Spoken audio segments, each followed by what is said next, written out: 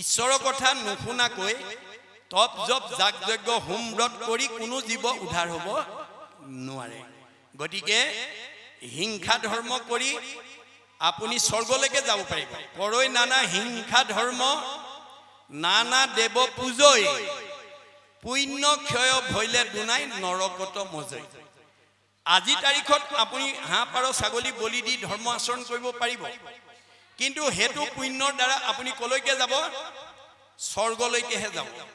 স্বৰ্গত গৈ সেই পুণ্যখিনি ভোগ কৰাৰ পিছত আকৌ নৰকলৈ নামি আহিব লাগিব। শংকৰদেৱে কৈছে যিটো ধৰ্ম আচৰণ কৰিলে পুনৰ নৰকলৈ নামি আহিব লাগে সেইটো ধৰ্ম মই তোমালোকক দিয়া নাই। মই তোমালোকক এনেকুৱা এটা সনাতন শাশ্বত ধৰ্ম দিছো যিটো ধৰ্ম আচৰণ কৰিলে ষ্টেপ বাই ষ্টেপ 7টা ষ্টেপ পাৰ হৈ তুমি য'ৰ পৰা আহিছা তালৈ গুচি যাব পাৰিবা। ভাগৱত শুনাৰ লগে লগে আমি ঊৰ্ধ্বগামী হ'ম, আপগ্ৰেড হ'ম, কেতিয়াও ডিগ্ৰেড নহয়। মনত ৰাখিব। কেনেকৈ? প্ৰথমে দহিব পাতেক ছয় কৰাইবে মহা পুণ্য অদ্ভুত হয়। ভাগৱত শুনাৰ লগে লগে পাপবিলাক নাইকিয়া হ'ব, পুণ্য আহি যাব। মিলাইবে বিষয়ত বীৰকতি। আগতে ধন টকা পইচা গাড়ী মটৰ পকা ঘৰ দুৱাকে আচল বুলি ভাবিছিল। ভাগৱতে ক'লে নকৰিও পুত্ৰৰ দ্বাৰা গৃহবাস এৰা আত অভিলাষ সবে সপোনৰ নিধি প্ৰায় যত দেখা ধন ধান যেতিক্ষণে যাইবে প্ৰাণ সংগে এক ৰতিও নাযায়।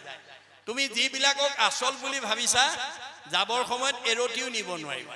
আমাৰ আইসকলে বেছি বুজি পাব এইটো দেই। শংকৰদেৱে এইটো সোণৰ হিচাপত দি থৈছে। আগৰ দিনত চৰতিয়ে 1 অনা, 16 অনাই এভৰি বা এতোলা। আমাৰ আইবিলাকৰ কাণে নাকে হাতে কেইবাতোলাও পিন্ধি থাকে। পিছে যাবৰ সময়ত ইমান দিন পিন্ধি আছিলে দূৰত ইমান দিওঁ বুলি নিদিয়ে, চব খুলি ৰাখিব। সেইকাৰণে কৈছে যিটো বস্তু যাবৰ সময়ত এৰতিও নিব নোৱাৰা সেইটো বস্তুৰ মোহতে নাথাকিবা। এই কথা ভাগৱতৰ শুনাৰ লগে লগে সেইবিলাকৰ প্ৰতি বীৰকতি আহিলে। মিলাইবে বিষয়ত বীৰকতি কৃষ্ণত খুৱাইবে প্ৰেম ভগতি। আকৌ কেনেকৈ ভাগৱত শুনো, কালিলৈ কেনেকৈ শুনো, পৰহিলৈ কেনেকৈ শুনো, এই প্ৰেম ভাৱটো বাই যায়। কৃষ্ণত খুৱাইবে প্ৰেম ভগতি উপজাইবে আদি বৈষ্ণৱ জ্ঞান। আমি যে চব ঈশ্বৰৰ সন্তান সেইটো আমাৰ উপলব্ধি হ'ব।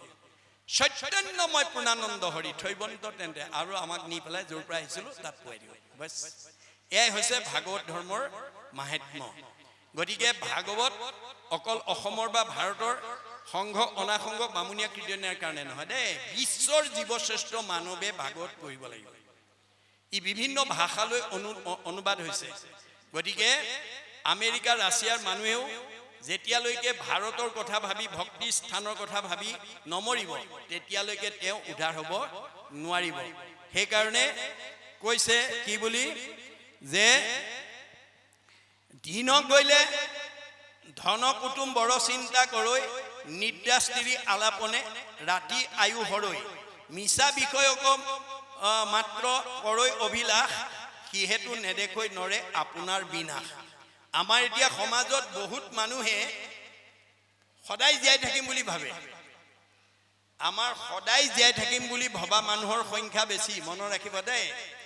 যিবিলাক মানুহে সদায় জীয়াই থাকিম বুলি ভাবে তেওঁলোকে আনক হিংসা কৰিবলৈ, আনক দুখ দিবলৈ, আনৰ সীমা ঠেলিবলৈ ভয় নকৰে, কাৰণ সদায় জীয়াই থাকিম বুলি ভাবে। পিছে আনক দুখ দিলে, আনক আঘাত দিলে, আনক অন্যায় কৰিলে, আনৰ সীমা ঠেলিলে যে ভগৱানে তাৰ আয়ুস কাটি দিব সেইটো কথা সি নাজানে। সেইকাৰণে ইয়াত কৈছে দিন ভৈলে ধন কুটুম বড় চিন্তা কৰৈ নিদ্ৰা স্ত্ৰী আলাপনে ৰাতি আয়ু হৰৈ। এইবিলাকতে আমি ব্যস্ত থাকোঁ। মিছা বিষয় অকল মাত্ৰ কৰৈ অভিলাষ, যিবোৰ আমি লগত নিব নোৱাৰোঁ তাৰ চিন্তাতে ব্যস্ত হৈ থাকে। সিহেতু নেদেখৈ নৰে আপোন বিনাশ। আমি যে সূৰ্য উদয় আৰু অস্ত যোৱাৰ লগে লগে আমি যে এদিন এদিন মৃত্যুৰ ফালে আগবাঢ়ি গৈ আছোঁ এই কথাটো বহুতে উপলব্ধি নকৰে। হেন জানি যাৰ ইচ্ছা মুখ্যক সৰ্বথা। এইকাৰণে কৈছে যিবিলাকে মুখ্যত্ব পাবৰ কাৰণে বিচাৰে পৰীক্ষিত দেৱে শুনি উপকৃষ্ণ কথা। পৰীক্ষিতক বেছ কৰি লৈছে, আমাক কৈ আছে যে আমি আজিৰ দৰে কৃষ্ণ কথা শুনিব লাগিব। কিমান? 1 ক্ষণ 4 মিনিট। 4 মিনিট দেই, বেছি নহয়। 4 মিনিট সময় যাতে আমি ঈশ্বৰৰ কাৰণে দিব পাৰোঁ তাৰ প্ৰতি আমি সজাগ হ'ব লাগিব। দিবে চিত্ত কৃষ্ণ গুণ নাম কীৰ্তনত কৃষ্ণ ৰেখে পাদ পদ্ম স্মৰিব মনত সদায় ঈশ্বৰ চিন্তাত যাতে আমি দিনটো আগুৱাই নিব পাৰোঁ তাৰ প্ৰতি গুৰুত্ব দিব লাগিব নাৰায়ণৰ স্মৰণে পৰম মংগল এহি মানে জীৱনৰ জন্মৰ সামফল গতিকে আমি দৈনন্দিন ভগৱন্তৰ নাম যাতে কৰ্মৰ মাজতে ভাত ৰান্ধনতে দধি খিৰাওঁতে দধি মথনতে কাঁহী বাতি ধুৱন্তে কাপোৰ ধুৱন্তে গা ধুৱন্তে কেঁচুৱা নিচুকাৱন্তে ব্ৰজৰ গোপীবিলাকৰ দৰে কৰ্মৰ মাজতে যাতে আমি ঈশ্বৰৰ নাম লৈ থাকিব পাৰোঁ অন্তকালে হৰিস্মৰে যিটো ভাগ্যৱন্ত তাহাৰ মহিমা কহি কোনে পাৱন্ত আজিৰ দৰে ভাগৱত শুনি কৈ থাকোঁতে আমি যাবৰ সময়ত যদি কৃষ্ণৰ নাম লৈ মৰিব পাৰোঁ মাধৱদেৱে কৈছে কৃষ্ণ কৃষ্ণ কৃষ্ণ বুলি যিটো অন্তকালে নিজ প্ৰাণতে যে আদ্যৰ শবদে মোক কুটিতাংক দিয় আৰু কিবা বস্তু দিব বুলি আৰু দুই পদে লজ্জা হুয়া ঋণী ভৈলো বুলি থাকয় মাথা দমায়া আপুনি যদি আজিৰ দৰে ভাগৱত অনুষ্ঠানলৈ আহি শুনি কৈ গাই যদি মৰিবৰ সময়ত তিনিবাৰ কৃষ্ণ বুলি কৈ পেলাই যদি এই সংসাৰৰ পৰা যাব পাৰে তেতিয়া প্ৰথম কৃষ্ণটোৰ কাৰণেই ভগৱন্তৰ সৰ্বোচ্চ প্ৰদত্ত মুক্তিটোকে দি দিয়ে মুক্তি দিয়াৰ পিছত আৰু ভগৱন্তৰ হাতত দিবলৈ একো বস্তু নাথাকে বাকী কৃষ্ণ শব্দ দুটাৰ কাৰণে একো দিব নোৱাৰাৰ কাৰণে সেই জীৱটোৰ ওচৰত ধৰুৱা হৈ ৰয় গতিকে কোননো দুৰ্লভ আছে হৰি সুপ্ৰসন্ন আমি অভ্যাসৰ দ্বাৰা যদি এই পৰ্যায়লৈকে নিজক নিব পাৰোঁ পৰিয়ালটো নিব পাৰোঁ সমাজখনক যদি আমি লৈ যাব পাৰোঁ আমাৰ তেতিয়াহ'লে দুৰ্লভ ক'ত থাকিব পাৰে সেইকাৰণে আমাৰ অভ্যাসটো কেনেকুৱা হ'ব লাগে মহাপুৰুষে লিখিছে মাধৱদেৱে পৰে বা পিছলে সৰ্পে বা দংশয় জৰে তাপ পীড়া কৰে এতেকতে যদি হৰি নাম লৱে যমজাত নাকুতৰে আমাৰ অভ্যাসটো এনেকুৱা হ'ব লাগে আপুনি খিমখিমীয়া বৰষুণ গাঁৱলীয়া ৰাস্তাত গৈ আছে হঠাৎ ভৰিখন পিছল খালে উজতি খালে আপোনাৰ মুখত কৃষ্ণ বুলি আহিব লাগে বা ভগৱন্তৰ হাজাৰটা নামৰ পৰা এটা নাম আহিব লাগে কিন্তু আমাৰ অভ্যাস নোহোৱাৰ কাৰণে হঠাৎ পিছল বাট মানে উজুতি খালে আমাৰ গণ্ডগোলীয়া শব্দ আহি যায় এতিয়া সেই গণ্ডগোলীয়া শব্দটোৰ ঠাইত কৃষ্ণ বুলি ক'বলৈ অভ্যাস কৰিব লাগে দাৰ্শনিক পণ্ডিতে কৈছে you have to keep the practice of remembrance নাম স্মৰণ every day every hour rather every second 24 ঘণ্টাৰ ভিতৰত 1 ছেকেণ্ড আমি যাতে ভগৱন্তৰ হাজাৰটা নামৰ পৰা এটা নাম আমি ক'বলৈ গাবলৈ যাতে অভ্যাস কৰিব লাগে when a strong habit is formed by unceasing practice throughout the period of life then it would be easy to remember God at the time of the death the মৰিবৰ সময়ত আমাৰ ঈশ্বৰৰ নামটো অনায়াসে আহিব কাৰ দৰে অজামিলৰ দৰে অজামিলে 10 নম্বৰ ল'ৰাৰ নামটোহে নাৰায়ণ ৰাখিছিল ভগৱানৰ নাম বুলি নাজানে মাধৱদেৱেহে আমাক চিনাকি কৰি দিছে চাৰিও বেদৰ চাৰি অক্ষৰ সাৰ কাঢ়ি আনি ব্ৰহ্মাদেৱে বেকত কৰিয়া থৈলা নাৰায়ণৰ নাম সেই নাৰায়ণৰ নাম লৈয়া শুদ্ধ কৰোঁ আমি চিত্তকায়া হৰি সন্তোষৰ কাৰণ আন নাজানি মাত্ৰ অজামিলে 10 নম্বৰ আহ নাৰায়ণ খা নাৰায়ণ উঠ নাৰায়ণ পঢ় নাৰায়ণ কঢ় নাৰায়ণ যা নাৰায়ণ নাৰায়ণ নাৰায়ণ কৈ থাকোঁতে অনগল হৈ গৈছিল যেতিয়া মৰিবৰ সময়ত মহাপাপীৰ অজামিলক জমদূতে মেৰিয়াই ধৰি বান্ধি ল'লে আইষ নাৰায়ণ বুলি পুতেকৰ নাম লোৱাৰ লগে লগে 4 বিষ্ণুদূত আহি পেলাই জমদূতৰ বান কাটি মুক্তি দিলে এয়া হৈছে নামৰ মহিমা আমাৰ গুৰুজনৰ দৰ্শন মতে আমি ল'ৰা ছোৱালীৰ নাম জ্যোতিষীৰ ওচৰত চোৱাবগৈ নালাগে হাজাৰটা ভগৱন্তৰ নামৰ পৰা মনে ভাল পোৱা নাম এটা যদি আমি ল'ৰা ছোৱালীৰ নামত ৰাখিব পাৰোঁ তেতিয়াহ'লে সেই ল'ৰা ছোৱালীৰ নাম ল'লেও আমাৰ জীৱই মুক্তি পাব পাৰে এয়া হৈছে নামৰ মহিমা আৰু আজিৰ দৰে আমি সমাজলৈ ল'ৰা ছোৱালীক পঠিয়াব লাগিব নিজেও আহিব লাগিব গীতাত অৰ্জুনক কৈছে মোৰ ভক্ত যিটো নোহে ভিন্নতাৰ বুল মৰিবাৰ বেলা কৰে হিয়াকুল ব্যাকুল লোকে সুমৰ আৱৈ বোলে বোলাৰাম হৰি তাক নুবুলিয়া মৰৈ আয়ৈ বাপ বুলি আজিৰ দৰে যদি ভকতৰ সংগলৈ নাহোঁ ঈশ্বৰৰ নাম নলওঁ মৰিবৰ সময়ত কোনোবাই কৃষ্ণ বুলি কোৱা বুলিলেও ক'ব নোৱাৰিব, আয়ৈ বোপায়ো বুলিহে মৰিব লাগিব।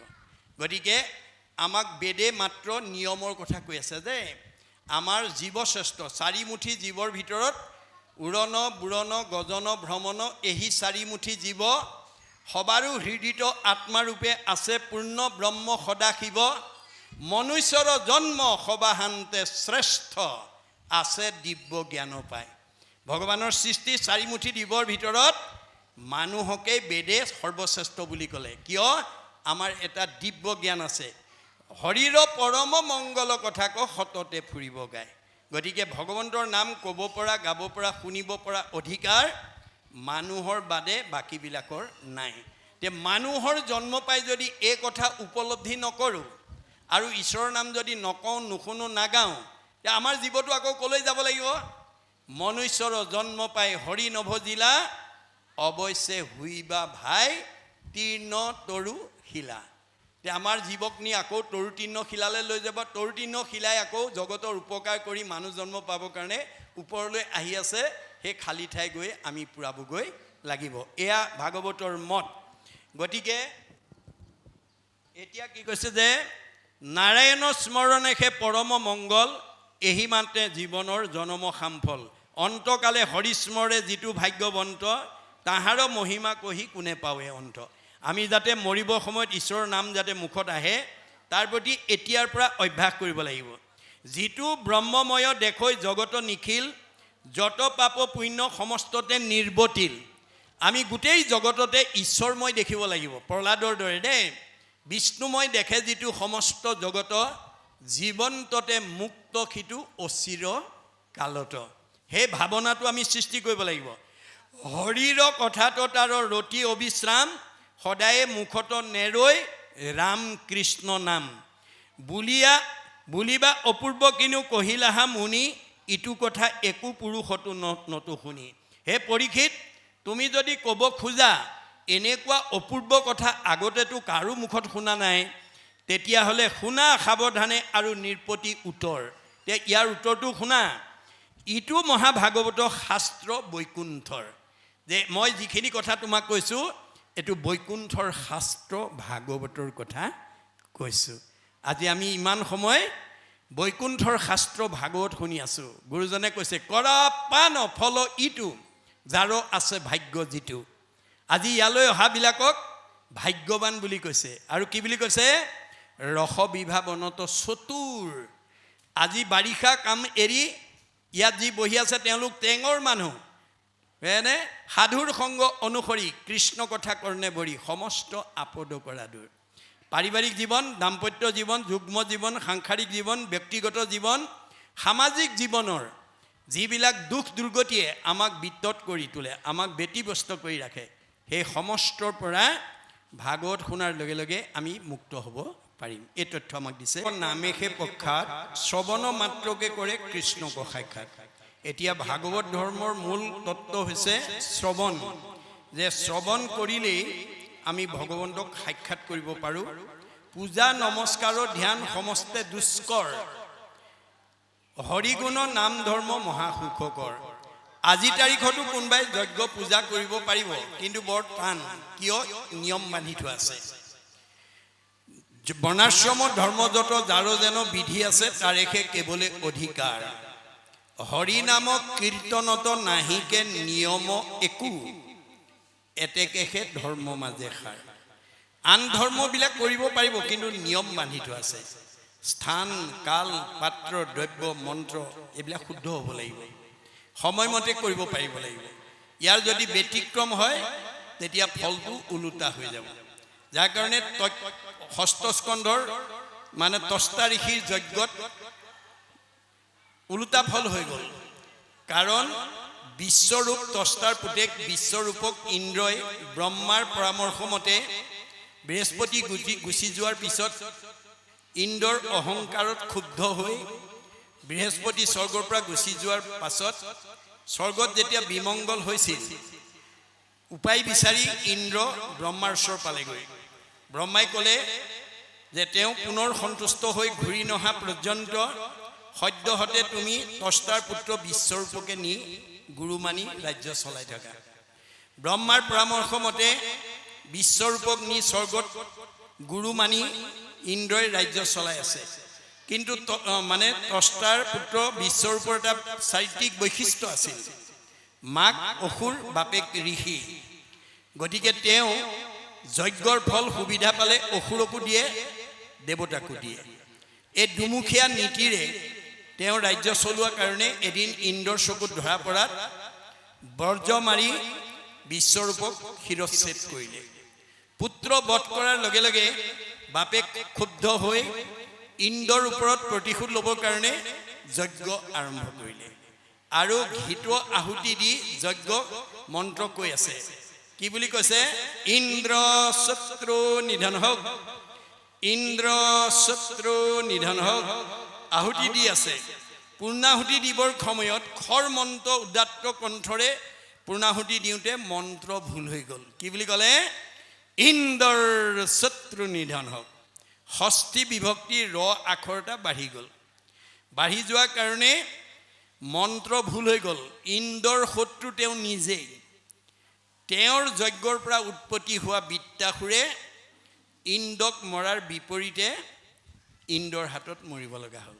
সেইকাৰণে গুৰুজনে কৈছে, কলিৰ লোকৰ মতি মলিন অপাৰ, আন একো ধৰ্মতো নাহিকে অধিকাৰ। আমাৰ কলি যুগৰ মানুহে আন ধৰ্ম কৰিব নোৱাৰে, কিয়নো আন ধৰ্মত নিয়ম নীতি বন্ধা আছে। সেইকাৰণে একেবাৰে সকলো সময়তে খাওঁতে শুওঁতে উঠোতে লৰোতে ল'ৰা ছোৱালী ডেকা বুঢ়া সকলোৱে ঈশ্বৰৰ নাম ল'ব পৰা অধিকাৰ আছে। সেইকাৰণে এইটো সনাতন সাৰ্বজনীন ধৰ্ম। গতিকে এইটো ধৰ্ম মহাপুৰুষে দি থৈ গৈছে। আৰু কি দিছে? স্ত্ৰী বাল্য বৃদ্ধ সমস্তৰে অধিকাৰ, চণ্ডালকো কৰে নামে তেখনে উদ্ধাৰ। যে আমাৰ মহাপুৰুষ শংকৰদেৱে পৃথিৱীত এজনেই গুৰু আৱিৰ্ভাৱ হৈছে, যিজনে সাম্যবাদ প্ৰতিষ্ঠা কৰি থৈ গৈছে। অৰ্থাৎ দেহৰহে মতা মাইকী আছে, আত্মাৰ নাই। আত্মাৰ কি আছে? সংস্কাৰ, পুণ্যাত্মা পাপ আত্মা। গতিকে পুণ্য আত্মা এটা যদি এজনী বোৱাৰীৰ দেহত বা ছোৱালীৰ দেহতো থাকে, তেওঁ ঈশ্বৰৰ প্ৰতি শ্ৰদ্ধাশীল হ'ব, ভক্তিময় হ'ব। আৰু পাপ আত্মা বা এটা অসংস্কাৰী জীৱ যদি এজন মতা মানুহ বা ডেকা ল'ৰাৰ দেহতো থাকে, তেওঁ অভিমানী হ'ব, ভক্তি বিৰোধী হ'ব। গতিকে বিজ্ঞানে কৈছে চুম্বক মাত্ৰেই লো আকৰ্ষণ কৰে, এইটো চুম্বকৰ ধৰ্ম। কিন্তু মামৰ থকা লোটো চুম্বকে আকৰ্ষণ কৰিব নোৱাৰে। ঠিক তেনেকৈ মানুহ মাত্ৰেই ঈশ্বৰৰ কথা শুনিব লাগে, ঈশ্বৰত ভক্তি কৰিব লাগে। কিন্তু যদি মামৰ লাগি আছে, বিজ্ঞানৰ ভাষাত মামৰ, শাস্ত্ৰীয় ভাষাত কৰ্মবন্ধ। কৰ্মবন্ধযুক্ত জীৱই ঈশ্বৰত ভক্তি কৰিব নোৱাৰে। অজিন পাতকী আত নাপাতিব কাণ, পাপীৰ পুণ্যৰ দেখা প্ৰত্যক্ষ প্ৰমাণ। আপোনাৰ আত্মাটো পাপ আত্মা নে পুণ্য আত্মা আপুনি নিজেই প্ৰমাণ কৰিব লাগিব। যদি ঈশ্বৰৰ কথা শুনি ভাল পাইছে, আনন্দ পাইছে, শান্তি পাইছে, আপুনি পুণ্য আত্মা। যদি ঈশ্বৰৰ কথা শুনি অশান্তি পাইছে, আমনি পাইছে, তেতিয়া আপোনাৰ পাপ আত্মা। এয়া আমি উপলব্ধি কৰি নিজক সংস্কাৰ কৰিব লাগিব। গতিকে শংকৰদেৱে কৈছে, মাইকী মানুহেও যদি ঈশ্বৰৰ কথা শুনিব বিচাৰে, জানিব বিচাৰে, তাক মুক্ত মনে ক'বলৈ কৈছে। ক'ব নালাগে কাক? সঠত দাম্ভিকত নকহিবা ইটো তত্ত্ব, সদা উপদেশ দিবা বৈষ্ণৱ জনয়ত। এতিয়া শংকৰদেৱৰ মতে আমাৰ স্ত্ৰী শুদ্ধ সকলোৱে ঈশ্বৰত ভক্তি কৰিব পাৰে। তিৰোতা মানুহো শাস্ত্ৰ পঢ়িব পাৰে, গাব পাৰে, শুনিব পাৰে, কৰিব পাৰে, তাত কোনো বাধা নাই। দেহৰহে মতা মাইকী আছে, আত্মাৰ নাই। গতিকে দাপৰ যুগত মই পঢ়িলোঁ পিতৃত, তুমি মহা বৈষ্ণৱতো কহিলোঁ বিদিত। কলিৰ শেষ দাপৰ আৰম্ভণিত, দাপৰৰ শেষ কলিৰ আৰম্ভণিত মই পিতৃৰ মুখেদি এই কথাখিনি শুনি তোমাৰ আগত মই কৈছোঁ। প্ৰশ্নৰ উত্তৰ দিওঁ শুনা সাৱধান, কৃষ্ণৰ নামেহে জানা পৰম কল্যাণ। গতিকে কৃষ্ণৰ নাম বিনে আমাৰ জীৱৰ কেতিয়াও কল্যাণ হ'ব নোৱাৰে। নামে সাধে যাৰ মত অভিলাষ, জীৱা মুখ্য চাহৈ বৈকুণ্ঠন্ত দেন্ত বাস। গতিকে নামে আমাক বৈকুণ্ঠ প্ৰাপ্তিত সহায় কৰে। নাহিকে নামত পৰে মংগল, পৰম মংগল, জ্ঞানৰো জানিবা হৰি নামে মুখ্য ফল। যে আমাৰ মুখ্য ফলটো হৈছে ভগৱন্তৰ নামেহে দিব পাৰে, জ্ঞানে দিব নোৱাৰে। জ্ঞানে কৰ্মে তাৰিতে নপাৱে, ভকতি নোপজে যাৱে। গতিকে ভক্তিত জ্ঞান সোমাই আছে জ্ঞান ভকতিৰো মাজে। আজি আমি যদি এই শ্ৰৱণ কীৰ্তন নকৰিলোহেঁতেন, তেতিয়া দ্বিতীয় স্কন্ধৰ এই জ্ঞানখিনি আমি নাপালোহেঁতেন। গতিকে ভক্তিত জ্ঞানটো সোমাই আছে, সেইকাৰণে আমি ভক্তি কৰিলে আমাৰ জ্ঞানে আমাক উদ্ধাৰ কৰিব। তেতিয়া ভক্তিৰ জৰিয়তে জ্ঞানৰো জানিবা হৰি নামে মুখ্য ফল, নাহিকে নামত পৰে পৰম মংগল। চাৰিও বেদৰ সাৰ এহিহে নিশ্চয়, জানি পৰীক্ষিত তুমি তেজিও সংশয়। চাৰি বেদে কেৱল নামতেই, চাৰি বেদৰ ৰামায়ণ পুৰাণ ভাৰত হৰিকেশে কয় মাত্ৰ সমস্ত শাস্ত্ৰত। সকলো শাস্ত্ৰই কেৱল হৰিনাম ল'বলৈ কৈছে। ৰাম ইতি ৰাম ইতি ৰাম ইতি বদন্তি যে সৰ্বদা, তেইসাং ভক্তি স মুক্তি স ভৱিষ্যতি না সংশয়। আমাক কেৱল দুটা আখৰ ৰাম নাম ল'বলৈ অভ্যাস কৰিবলৈ কৈছে। তুমি ৰাম বুলি ক'বলৈ অভ্যাস কৰা। ৰাম বুলি ক'লে ভক্তি মুক্তি দুইটা হৈ যাব, সংশয় কৰিব নালাগে। সহজ দেই, সাৰ্বজনীন।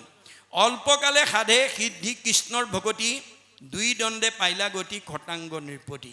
এটা উদাহৰণ দিছে যে নামৰ ইমান মাহাত্ম্য, দুই দণ্ডত জীৱই গতি পায়।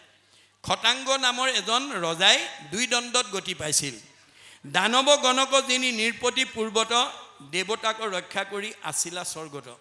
মানে খটাংগ নামৰ এজন মানে ৰজাই স্বৰ্গত গৈ অসুৰৰ হাতৰ পৰা দেৱতাসকলক ৰক্ষণাবেক্ষণ দিছিল। গতিকে দেৱসৱে বোলে বৰ লোৱা মহিপাল, ৰাজা বোলে কৈও আগে জীবু কতকাল। যেতিয়া তেওঁ বয়সস্থ হ'ল, কাৰ্তিক গণপতি যেতিয়া সেনাপতি হ'ল, দেৱতাসকল স্বনিৰ্ভৰশীল হ'ল, আত্মনিৰ্ভৰশীল হ'ল, নিজৰ ভৰিত থিয় দিব পৰা হ'ল, তেতিয়া মানে খটাংগক ক'লে, তোমাক এতিয়া আমি এই কষ্ট কামৰ পৰা ৰেহাই দিব বিচাৰিছোঁ। যিহেতু তুমি আমাক বহুত দিন উপকাৰ কৰিলা, গতিকে তোমাক এটা বৰ দিব খুজিছোঁ, কি বৰ লাগে কোৱা। তেতিয়া খটাংগই ক'লে, মোক বৰ দিয়াৰ আগতে তোমালোকে কোৱা, মই আৰু কিমান দিন জীয়াই থাকিম। দেৱে কহে জীৱা আৰু দুই দণ্ড মানে, শুনি শীঘ্ৰে পৃথিৱীক আহিলা বিমানে। দেৱতাসকলে যুগবলৈ চাই ক'লে, তুমি মাত্ৰ আৰু দুই দণ্ড সময়হে তোমাৰ আয়ুস আছে। দুই দণ্ড মানে 45 মিনিট, এক দণ্ডত 22.5 মিনিট, যে এঘণ্টাও পুৰা নাই। কথাটো শুনাৰ লগে লগে তেওঁ আৰু কোনো বৰ নলৈ বিমান লৈ পেলাই স্বৰ্গলৈ তৎক্ষণাত মানে মৰ্ত্যলৈ নামি আহিলে। সমস্তকে তেজী ৰাজা স্থিৰ কৰি মন, কৃষ্ণৰ অভয়পদে পখিল শৰণ। চব ত্যাগ কৰি একান্ত মনে ঈশ্বৰক চিন্তা কৰিলে। মুহূৰ্তে খটাংগে পাইলা পৰম গতিক, জীৱা 7 দিন তুমি চিন্তা কৰাই। গতিকে খটাংগই দুই দণ্ডত গতি পালে। তুমিতো 7 দিন আছে, তুমি কিয় চিন্তা কৰিছা? এতিয়া পৰীক্ষিতক কোৱাৰ চলৰে আমাক কৈছে, আমাৰো 7 দিনে আছে দেই। পৰীক্ষিতৰ যদি 7 দিন আছে, আমাৰো 7 দিনে আছে। পৰীক্ষিতক মাত্ৰ বেছ কৰি লৈছে, আধা ৰূপে লৈছে। কথাখিনি আমাক কৈছে। আজি কি বাৰ? আজি কি বাৰ? মঙলবাৰ, অহা সোমবাৰ। আজি মঙলবাৰৰ পৰা অহা সোমবাৰলৈ এই 7টা দিনৰ ভিতৰতে আমাৰ ইয়াত বহি থকা সকলোৰে জন্ম আৰু মৃত্যু নিশ্চিত। এই 7 দিনক বাদ দি আমি জন্মও হ'ব নোৱাৰোঁ, মৃত্যুও হ'ব নোৱাৰোঁ। এই 7টা দিনৰ ভিতৰতে আমাৰ জন্ম মৃত্যু অবিসম্ভাৱী। পৰীক্ষিতক মাত্ৰ বেছ কৰি লৈছে। কোনে জানে মই ঘৰ পামগেনে নাপাম। পদ্মৰ পত্ৰৰ নীৰ পৰিজেন নুহি থিৰ, সেইমতে জীৱন চঞ্চল। আমাৰ দেহত থকা জীৱটো পদুম পাতৰ পানীৰ লগত তুলনা কৰিছে, যে আমি মানে কোন সময়ত বতাহে কেতিয়া পেলাই দিব তাৰ কোনো নিৰ্দিষ্ট নাই। আমাৰ হিয়াৰ আমঠু অসমৰ প্ৰিয় শিল্পী জুবিন গাৰ্গে ভাবিছিল নেকি ছিংগাপুৰত গৈ সাগৰত নিজৰ প্ৰাণটো এৰিব লাগিব বুলি? এৰি থৈ আহিল, বাই হুক অৰ বাই ক্ৰুক, যিকোনো প্ৰকাৰেই নহওক। গতিকে আপুনি ময়ো এই 7টা দিনৰ ভিতৰতে আমাৰ জীৱন যাওঁ। বিজুলী চমক যেন জীৱন অথিৰ, কৈত কেতি ক্ষণে পৰে ইহেন শৰীৰ। কোন সময়ত কেতিয়া আমাৰ দেহৰ পৰা আত্মা ওলাই যাব তাৰ কোনো সিদ্ধান্ত নাই। সেইকাৰণে আমি সময় থাকোঁতেই, চকুৰ দৃষ্টিশক্তি থাকোঁতেই, কাণৰ শ্ৰৱণ শক্তি থাকোঁতেই, ভৰিৰ গতি শক্তি থাকোঁতেই, মুখৰ বাক শক্তি থাকোঁতেই আজিৰ দৰে অনুষ্ঠানলৈ আহি আমি পৰকালৰ ধন সঞ্চয় কৰি ল'ব লাগিব। তেতিয়া জীয়াই থাকোঁতে শান্তি আৰু মৰিলে সদ্গতি পাব। যদি পৰকালৰ ধন নঘটে তেতিয়াহ'লে জীয়াই থাকোঁতে অশান্তি, মৰিলে অধোগতি। এয়াই হৈছে ভাগৱতৰ মত। এহি বুলি কহিলা ধাৰণা যুগ মুনি, যাক কহি আছে হৰি ব্ৰহ্মাত আপুনি। যে যিখিনি কথা স্বয়ং ভগৱানে ব্ৰহ্মাক কৈছিল, সেই একেখিনি কথাকে শুকে এতিয়া পৰীক্ষিতক কৈছিল। সংসাৰ তৰণ পথ আছে অসংখ্যাত, অনেক বিঘিনি তাত তাংকু দুষ্কৰ সাক্ষাৎ। সংসাৰ তৰিব পৰা বহুত পথ আছে, কিন্তু এইবিলাক বৰ দুষ্কৰ। একেবাৰে সহজ পথ হৈছে ভক্তি, ঈশ্বৰৰ নাম লোৱা, কোৱা, গোৱা। এইখিনিকে আমাক ক'লে কৃষ্ণ। এতিয়া পৰৱৰ্তী পদৰ যোগেদি কৈছে, শ্ৰৱণ কীৰ্তন কৰি কৃষ্ণক আৰাধে, মহামুখ্য সাধে একো বিঘিনি নবাধে। যে আমাৰ কৃষ্ণ কথা কোৱা আৰু শুনাত কোনো ধৰণৰ বাধা নাহে, গতিকে কোনো ধৰণৰ বিঘিনিয়ে ইয়াক অপকাৰ কৰিব নোৱাৰে। জাত হন্তে হৈ ৰতি কৃষ্ণৰ চৰণে, নাহিকে সুগম আতপৰে ত্ৰিভুৱনে। গতিকে আমাৰ ভগৱন্ত কৃষ্ণত যাতে আমাৰ মনটো ৰতি হৈ থাকে, অনুৰাগী হৈ থাকে, ইয়াতকৈ আৰু এই ত্ৰিভুৱনত সুগম পথ একোৱেই নাই। এতিয়া কৈছে, পূৰ্বত ব্ৰহ্মাই একচিত্তে তিনিবাৰ, বেদক বিচাৰি এহি মানে পাইলা সাৰ। ভগৱন্ত সৃষ্টিকৰ্তা মানে ব্ৰহ্মাই তিনিবাৰ প্ৰলয় জলৰ পৰা 4 বেদ উদ্ধাৰ কৰি আনি তিনিবাৰ প্ৰমাণ কৰি এই সাৰ তত্ত্বটো জগতবাসীলৈ দি থৈ গৈছে। 4 বেদক ব্ৰহ্মাই আনি বিচাৰিলা 3 প্ৰমাণী, এহি মানে মাত্ৰ কৰিলা সাৰ, হৰি কীৰ্তনেহে তৰে সংসাৰ। যে এতিয়া কলি যুগৰ মানুহে ভগৱন্তৰ নাম বিনা আৰু আনত উপায় নাই। কিয়? আন ধৰ্মবিলাক কৃষ্ণ বৈকুণ্ঠ পৰায়ণ হোৱাৰ লগে লগে গুচি গ'ল বুলি কৈছে। আন ধৰ্ম কৃষ্ণৰ লগতে গুচি গৈলা, একস্থান হুয়া হৰি নাম মাত্ৰ ৰৈলা। এতেকেহে নামত সমস্ত পুণ্য পায়, জানিয়া যতনে ফুৰা হৰি গুণ গায়। নামে তপ নামে জপ নামে যোগ ধ্যান, নামে দান নামে পুণ্য কোটি তীৰ্থ স্নান। নামে ধন জন বন্ধু নামে পিতা মাতা, নামে নিজ সুহৃদ নামেহে গতি দাতা। ইহ পৰ লোকে নাম বিনে গতি নাই, 4 বেদৰ ইহে মুখ্য অভিপ্ৰায়। হেন জানি নামৰ চৰণ চাপি ধৰা, গৃহতে থাকিয়া সুখে সংসাৰ বতৰা। আমি গৃহস্থী মানে গৃহাশ্ৰমতকৈ কলি যুগত শ্ৰেষ্ঠ আশ্ৰম নাই। আমি গৃহাশ্ৰমতে থাকি আমি ঈশ্বৰত ভক্তি কৰিব লাগিব। কেনেকৈ? পদুম ফুলৰ দৰে। পদুম ফুলৰ দৰে আমি গৃহবাসীসকল হ'ব লাগিব। পদুম ফুলৰ বৈশিষ্ট্য কি?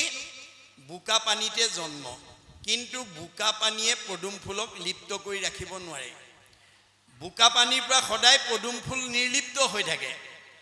ঠিক তেনেকৈ গৃহাশ্ৰমী লোকবিলাক মই দিয়া ধন টকা পইচা, গাড়ী মটৰ, পকা ঘৰ দুৱাৰ, পুত্ৰ ভাৰ্যা, নাতি পুতি মাজতে থাকে, কিন্তু লগত নিব নোৱাৰা ধন সম্পত্তিৰ মোহে লগত নিয়া ধন ঘটাৰ পৰা তেওঁলোকক অঁতৰাই ৰাখিব নোৱাৰে।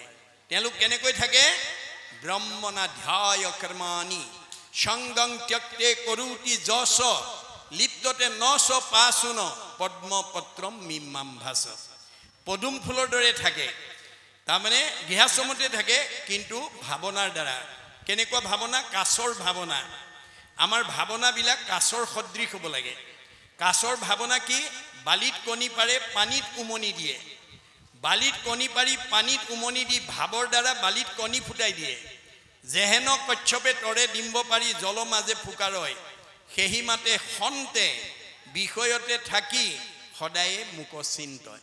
গতিকে সন্ত মহন্ত ভক্ত বৈষ্ণৱসকলে গৃহাশ্ৰমতে থাকে, কিন্তু ভাৱনাৰ দ্বাৰা ভক্তি সাধন কৰি মুক্তি ল'ব পাৰে। এইটোৱে হৈছে ভক্তিৰ মূল তত্ত্ব।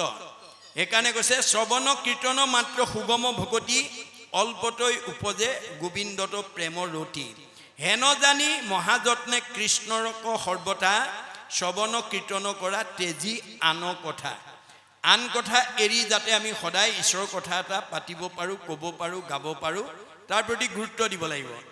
শুদ্ধ হইবা এতেকে তেজিব মায়া জালে কৃষ্ণৰ পৰম পদ পাইবা অল্পকালে পোহৰৰ ওচৰলৈ যেনেকৈ আন্ধাৰ আহিব নোৱাৰাটো বিজ্ঞানসন্মত সত্য তেনেকৈ ঈশ্বৰত ভক্তি মানে পোহৰ যি ঈশ্বৰত ভক্তি কৰি থাকিব গতিকে তেওঁৰ কাৰণেও আমাৰ মুক্তিটো সহজ সাধ্য দুই অধ্যায়ৰ কথা কৈল এহি মানে শুকমণি কহন্তে ৰাজাত বিদ্যমানে এইখিলৈকে দুই অধ্যায়ৰ কথা শুকে পৰীক্ষিতক ক'লে জ্ঞানী মনুষ্যৰ এহি মানে প্ৰয়োজন কৰিবে কৃষ্ণত মাত্ৰ শ্ৰৱণ কীৰ্তন আমি যিসকল প্ৰকৃত জ্ঞানী মানুহ আমি সদায় কৃষ্ণৰ শ্ৰৱণ কীৰ্তন ভক্তি ধৰ্ম আচৰণ কৰিব লাগে যেন ফল পাৱৈ সবে দেৱতাক যজি লভে সৰ্বসিদ্ধি প্ৰভু মাধৱক ভজি আন যুগত দেৱতাক ভজি যিটো ফল পায় কলি যুগৰ মানুহে ভগৱন্তৰ গুণ নাম ল'লে সেই অধিকাৰ হ'ব পাৰে সেই অধিকাৰী হ'ব পাৰে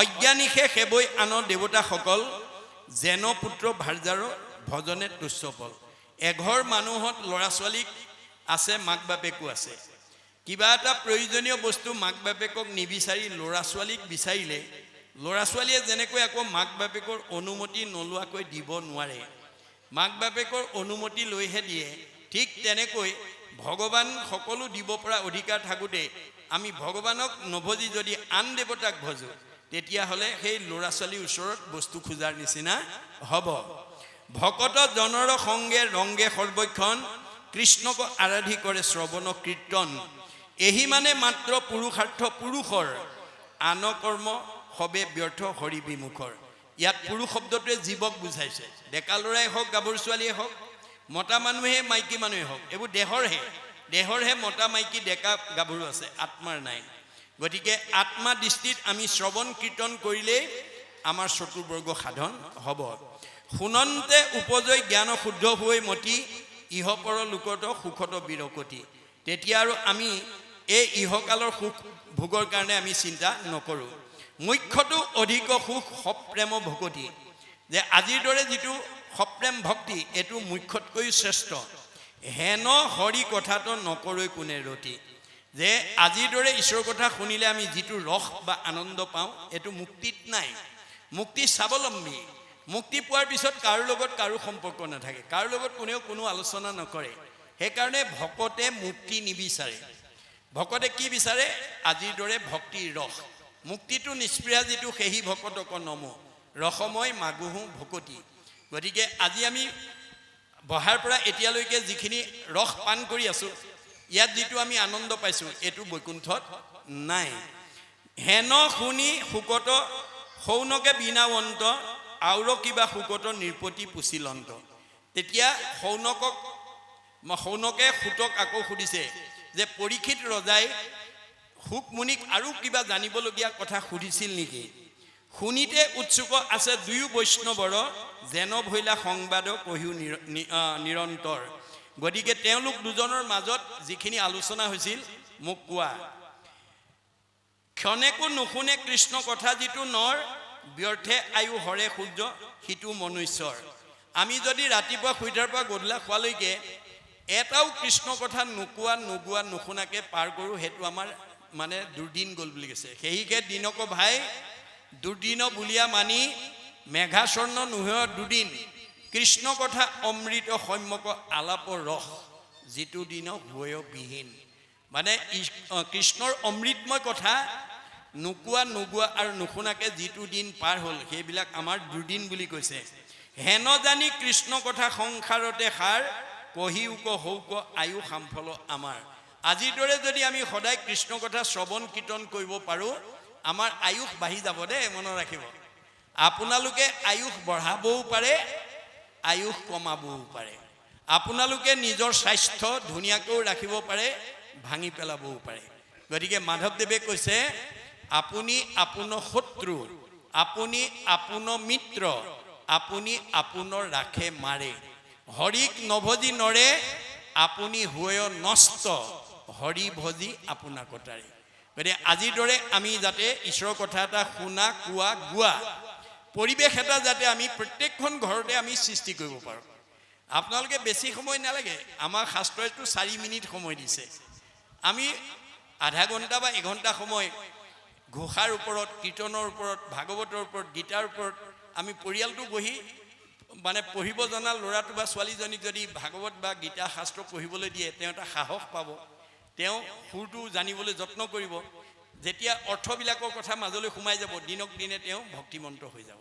গতিকে আমি তৃণমূল ঘৰখনতো এই ধৰণৰ পৰিৱেশ আমি সৃষ্টি কৰিব পাৰোঁ। এইখিনি ক'লে ইয়াৰ পিছত কি কৈছে আমি আকৌ আলোচনা কৰিম। বাহক।